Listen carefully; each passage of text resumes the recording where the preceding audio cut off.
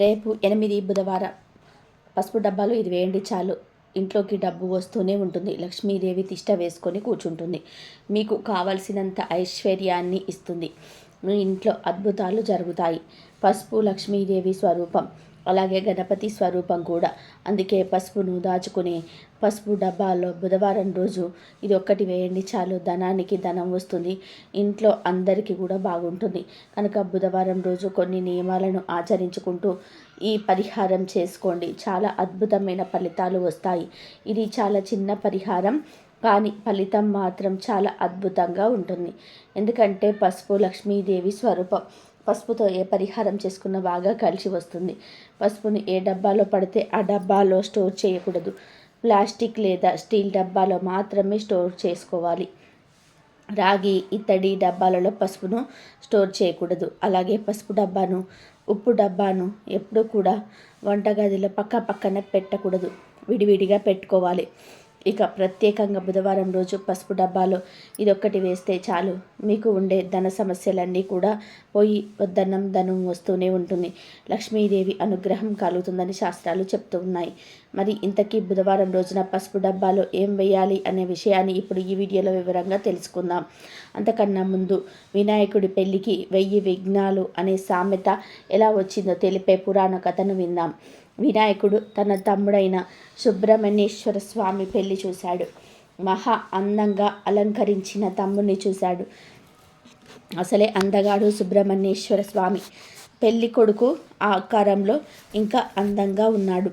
అంగరంగ వైభవంగా జరిగిన ఆ పెళ్లి చూసి వినాయకుడికి తనకు పెళ్ళైతే ఎంత బాగుంటుందో కదా, ఇలా తనను అలంకరిస్తే తాను ఎంత బాగుంటాడో కదా అని అనిపించింది.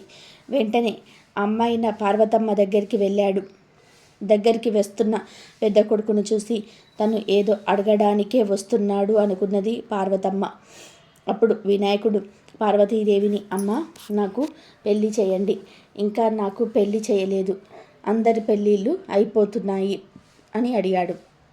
అది విన్న పార్వతీదేవి, సరే నాయన, ఒక పిల్లను చూసుకో, ముందు పెళ్ళికి కావలసిన ఏర్పాట్లు చేసుకో.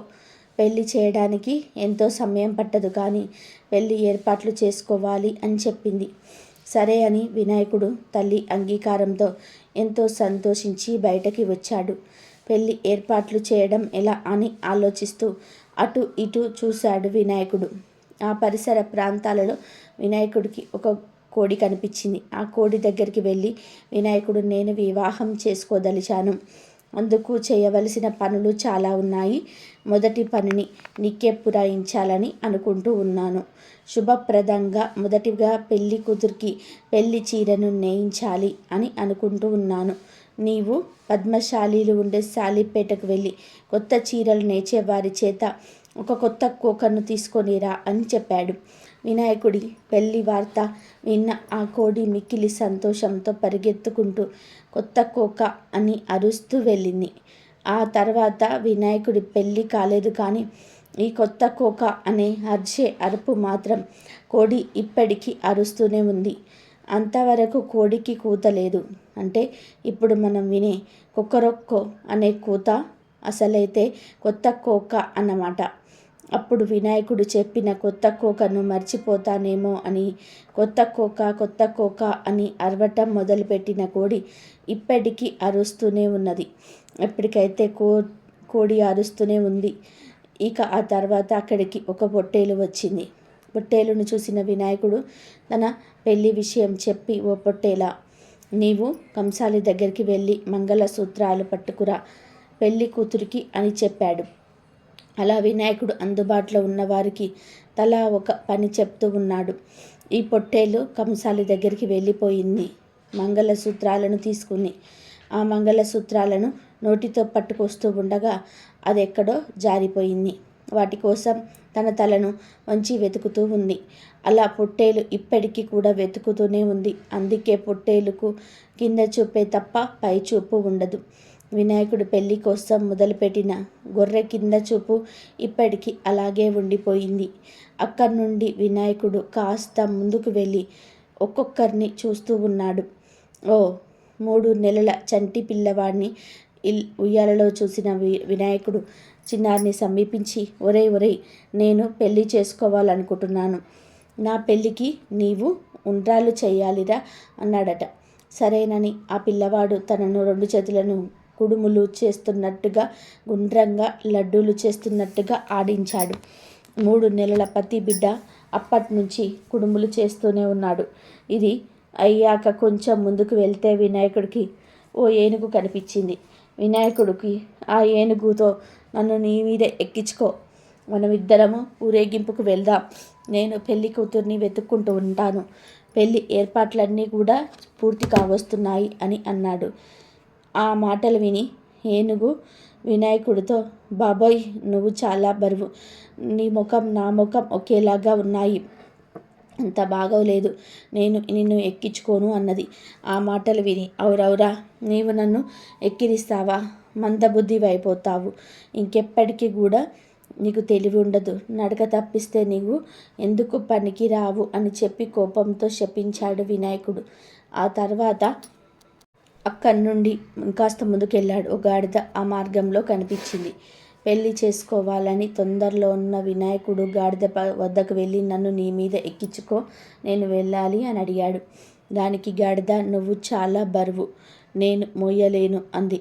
ఆ మాటలకు ఉక్రోషంతో వినాయకుడిని, నేను స్థూలంగా ఉన్నానని ఎక్కిరించావు కాబట్టి నీ జన్మంతా కూడా బరువులే మొయ్యాలి, అందుకు తప్ప నువ్వెందుకు పనికి రావు అని శపించాడు. ఎలాగోలాగా తక్కిన పెళ్లి ఏర్పాట్లన్నీ కూడా పూర్తి కావస్తున్నాయి. ఆ సమీపంలోని వినాయకుడికి ఒక పందికొక్కు కనిపించింది. వినాయకుడు ఆ పందికొక్కుతో, కొక్కు నీవు ఒక పని చెయ్యి, పిసినారి వాళ్ళంతా కూడా భూగర్భంలో డబ్బులు దాచిపెడుతూ ఉంటారు, నువ్వు భూగర్భంలోని డబ్బులన్నీ పట్టుకురా, నా పెళ్ళికి ఖర్చు పెట్టుకోవాలి అని అన్నది. అప్పుడు పందికొక్కు అప్పుడు తవ్వడం మొదలుపెట్టింది. ఇప్పటికీ తవ్వుతూనే ఉంది. దానికి డబ్బు దొరకలేదు, వినాయకుడికి పెళ్ళి కాలేదు. ఆ తర్వాత ఓ ఎలుక కనపడింది. దాని దగ్గరికి వెళ్ళి, నన్ను ఎక్కించుకో, నేను చాలా చోట్లకి వెళ్ళాలి అన్నాడు. అందుకు ఆ ఎలుక ఉత్సాహంగా ఒప్పుకుంది. వినాయకుడు ఆ ఎలుక మీద ఎక్కాడు. వినాయకుడేమో స్థూలకాయుడు, ఎలుకేమో చాలా చిన్నది. ఈయన దానిపైన ఎక్కేసరికి అది నెమ్మదిగా వెళ్ళడం మొదలుపెట్టింది. అయితే ముక్కోటి దేవతలను పెళ్ళికి పిలవాలి కదా. ఆ పిలిచే క్రమంలో ఎలుక వాహనంగా చేసుకున్న వినాయకుడు ఏడాదంతా కూడా తిరుగుతూనే ఉన్నాడు. ఈ ప్రయాణం ఏడాదంతా కూడా నెమ్మదిగా సాగుతుంది. ఇలా ఉండగా 3 వస్తుంది. 3 వస్తే అంతకుముందు మొదలుపెట్టిన పనులన్నీ కూడా పనికిరావు. మళ్ళీ పెళ్లి పనులు మొదలు పెట్టాలి. మళ్ళీ ఈ పనులన్నీ కూడా అయ్యి ఆయన జనాలందరినీ పిలిచేసరికి మళ్ళీ 3 వస్తుంది. అందుకే వినాయకుడి పెళ్ళికి 1000 విఘ్నాలు అని అంటారు. అప్పటిదాకా కోళ్ళు అరుస్తూనే ఉన్నాయి, పొట్టేలు వెతుక్కుంటూనే ఉంది, పందికొక్కు తవ్వుతూనే ఉన్నాయి. కానీ వినాయకుని వివాహం మాత్రం కాలేదు. అందుకే ఎవరైనా ఏదైనా పని మొదలుపెట్టి విఘ్నాలు కలిగి ఆగిపోతూ ఉంటే వినాయకుడి పెళ్ళికి అన్ని విఘ్నాలే అన్నట్టు మీ పనులు కావటమే లేదు అని అనుకుంటూ ఉంటారు. అలా ఈ సామెత పుట్టింది. ఇక విషయంలోనికి వెళ్ళే ముందు ఫ్రెండ్స్, ఇప్పటి వరకు ఈ వీడియోను లైక్ చేయకపోతే వెంటనే లైక్ చేసి మా ఛానల్ని కూడా సబ్స్క్రైబ్ చేసుకొని మాకు సపోర్ట్ చేయండి. వీడియోలోకి వస్తే, పసుపు అనేది చాలా పవిత్రమైన పదార్థం. పసుపు అంటే లక్ష్మీదేవికి ఎంతో ఇష్టం. బుధవారం రోజు పసుపు డబ్బాలో ఇది ఒక్కటి వేస్తే చాలు, కష్టాలన్నీ కూడా పోతాయి, సమస్యలు పోతాయి, ధనం వస్తూనే ఉంటుంది, లక్ష్మీదేవి అనుగ్రహం కలుగుతుంది, ధన సమస్యలన్నీ కూడా పోతాయి అని సిద్ధశాస్త్రం చెప్తుంది. ఎవరైతే ధన సమస్యలతో బాధపడుతూ ఉంటారో, ధనం చేతిలో నిలవటం లేదని దిగులు పడిపోతున్నారో వారందరూ కూడా ఈ బుధవారం రోజున చక్కగా ఈ పరిహారం చేసుకోండి. బుధవారం రోజు చక్కగా ఒక వైట్ పేపర్ని తీసుకొని ఆ పేపర్లో ముందుగా ఒక వెల్లుల్లి రెబ్బని పెట్టండి. వెల్లుల్లిపాయ రెబ్బ ఒకటి పెడితే చాలు. వెల్లుల్లి రెబ్బకు మన కష్టాలు తొలగించే, ధనాన్ని ఆకర్షించే శక్తి ఉంటుంది కనుక ముందు ఒక వెల్లుల్లి రెబ్బని పెట్టండి. తర్వాత ఒక సన్నని ధనియాన్ని తీసుకొని ఆ ధనియాలను కూడా ఈ పేపర్లో వేయండి. ఎందుకంటే ధనియాలంటే లక్ష్మీదేవికి ఎంతో ఇష్టం. ధనియాలకు చెడును తొలగించే, మంచిని ఆకర్షించే శక్తి ఉంటుంది. మన ధన సమస్యలను తొలగించే శక్తి ఉంటుంది. కాబట్టి ఒక పేపర్లో ఒక వెల్లుల్లి రెబ్బను అలాగే స్పూన్ ధనియాలను వేయండి. చివరిలో చిటికెడు జీలకర్రను కూడా వేయండి. ఈ పేపర్లో వేసి వీటన్నిటిని కూడా చిన్న పొట్లంలా కట్టేసి పొలాన్ని తీసుకొని వెళ్ళి వంటింట్లోని పసుపు డబ్బాలో వేసేయండి. అలా వేయటం వల్ల లక్ష్మీదేవి యొక్క అనుగ్రహం లభిస్తుంది, ధన లాభం కలుగుతుంది, కష్టాలు పోతాయి, ధనం మీ ఇంటి వైపు ఆకర్షింపబడుతుంది, ధన సమస్యలు పోతాయి. ఇలా పెట్టిన పొట్లాన్ని నెలకు ఒక్కసారి తీసి మార్చివేయండి. అంటే ఈ పొట్లాన్ని నెల రోజుల తర్వాత తీసేసి ఏదైనా ఒక చెట్టు మొదట్లో పడేసి మళ్ళీ ఈ పరిహారం చేసుకోండి. ఇలా నెలకొకసారి పరిహారం చేస్తే మీకుండే ధన సమస్యలన్నీ కూడా పోతాయి, ధనలాభం కలుగుతుంది, వద్దన్న ధనం వస్తూనే ఉంటుంది, లక్ష్మీదేవి తిష్ట వేసుకొని కూర్చుంటుంది. కాబట్టి బుధవారం రోజు ప్రతి ఒక్కరు కూడా ఈ పరిహారాన్ని చేసి లక్ష్మీదేవి అనుగ్రహంతో శుభ ఫలితాలను పొంది ఆనందంగా జీవించండి. ఈ వీడియో నచ్చితే లైక్ చేయండి, షేర్ చేయండి, బట్ సబ్స్క్రైబ్ చేసుకోవడం మాత్రం అస్సలు మర్చిపోకండి.